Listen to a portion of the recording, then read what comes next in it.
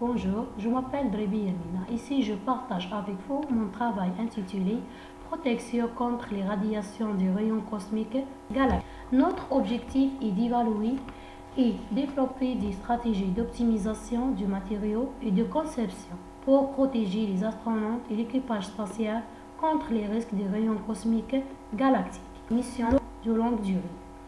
On a deux types de rayonnement cosmique. Le rayon cosmique primaire et secondaire. Les rayons cosmiques primaires, composés de particules à très haute énergie jusqu'à 10 puissance 18 électronvolts, est composé principalement de protons ou parfois de particules plus grosses et certaines de Soleil ou viennent à l'extérieur du système solaire.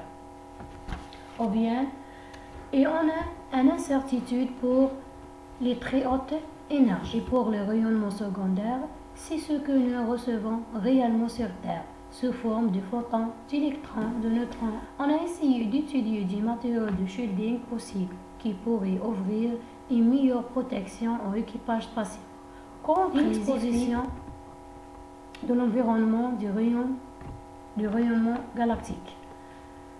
On utilise un programme de simulation FITS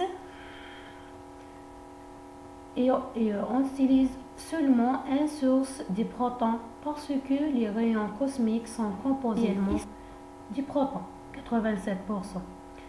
Et pour simplifier, nous avons utilisé une géométrie où les rayons cosmiques sont d'une seule direction et la géométrie est composée d'un cylindre contient d'aluminium et ensuite on ajoute à l'intérieur un autre cylindre contient le polymère.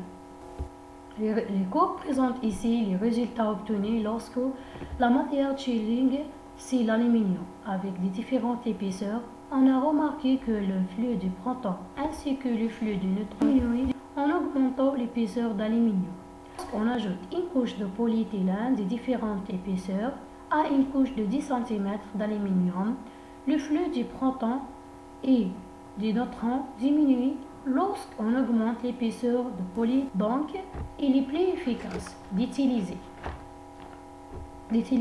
une couche de 25 cm composée d'aluminium et de polyéthylène que d'utiliser une couche de 20 cm d'aluminium.